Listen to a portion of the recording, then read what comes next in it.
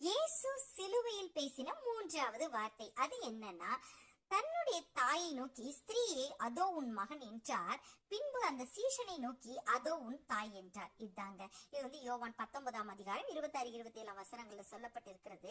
தன்னுடைய தாயை அவர் ஸ்திரீன்னு சொல்லுகிறத பார்க்கிறோம். ஸ்திரீக்கு இங்கிலீஷ்ல பார்த்தோன்னா லேடின்ற ஒரு வார்த்தையும் வரும்.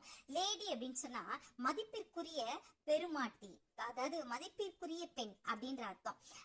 சோ அப்படிப்பட்ட ஒரு உயர்வான ஒரு வார்த்தையை தான் ஜீசஸ் வந்து சிலுவையில சொன்னாங்களே தவிர ஸ்திரீன்னும் போது ஏதோ ஒரு அந்நிய பெண்ணை போல அப்படி அவர் சொல்லல.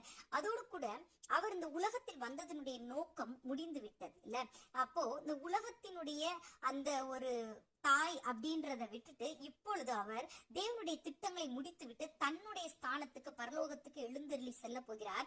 ஆகவே ஸ்திரீயே அதோ உன் மகன் என்று சொல்கிறார். இதுல இன்னொரு ஒரு விஷயத்தையும் பார்க்கலாம். ஜீசஸ்க்கு சகோதரர்களும் இருந்தார்கள் சொல்லிட்டு லூக்கா 8:20 வந்து சொல்லப்பட்டு இருக்கிறது பாருங்களேன். அப்பொழுது உம்முடைய தாயாரும் உம்முடைய சகோதரரும் உம்மை பார்க்க வேண்டும் என்று வெளியே நிற்கிறார்கள் என்று அவருக்கு அறிவித்தார்கள். அப்போ ஜீசஸ்க்கு தாய் இருந்தாங்க. அவங்களோடு கூட மரியாளுக்கு வந்து இயேசுக்கு பிறகு பிறந்த ஆண் குழந்தைகள் பெண் குழந்தைகள் எல்லாருமே இருந்தாங்கன்னு சொல்லி நாம் அதுல கண்டுகொள்கிறோம். ஆனா தன்னுடைய மூத்த சகோதரன் இயேசு கிறிஸ்து சிலுவையில் மரிக்கும் தருவாயில இயேசுவினுடைய உடன் பிறந்த சகோதரர்கள் யாருமே அங்க இல்லைங்க.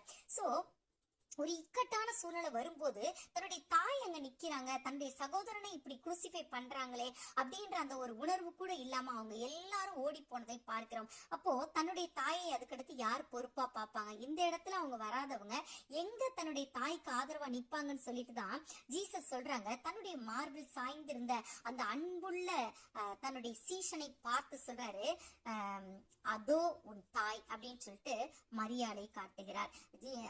மரியாளை பார்த்து அதோ உன் மகன் என்று சொல்லி தன்னுடைய அந்த சீஷன் யோவானை குறித்து சொல்லுகிறதை பார்க்கிறோம். இந்த யோவான் பாத்தீங்களா, 11 சீஷர்களும் இயேசுவை விட்டு ஓடி போனார்கள். ஆனா அந்த யோவான் மட்டும் உண்மையான சீஷனாய் தன் குருவுக்கு முன்னாடி நிக்கிறார், நான் போக மாட்டேன்னு சொல்லிட்டு. சோ இப்படிதாங்க இருக்கணும். குருவை வந்து விட்டு விலக கூடாது. அவருடைய காரியங்களை பார்த்து கொண்டு இதுல நான் கடைசி வரை நிப்பேன்னு சொல்லிட்டு கடைசி வரை எந்த ஒரு பயமும் இல்லாம நின்றார். ஏன்னா ஒருத்தர் சிலுவையில் அறைந்தா அவருக்கு தொடர்புடைய எல்லா மனிதர்களையும் சிலுவையில் அறைவதும் தண்டனை கொடுப்பதும் அந்த காலத்தின் வழக்கம். ஆனா யோவான் வந்து ஜீசஸை விட்டு போகவே இல்லை. அப்படிப்பட்ட ஒரு அன்புள்ள உண்மையான அன்புள்ள சீஷனா இருந்தார். அதனாலதான் ஜீசஸ் வந்து தன்னுடைய தாயை அவரிடத்துல ஒப்பு கொடுத்து இவங்களை நீ இனிமே கேர் பண்ணிக்கணும்னு சொல்லிட்டு விட்டு வருகிறதை பார்க்கிறோம். அப்போ கல்வாரி சிலுவையில் இருந்தா கூட தன் தாயின் மேல கரிசனை உடையவராக இருந்ததை பார்க்கிறோம். நாமும் நம் பெற்றோரை மதிப்போம். God bless you.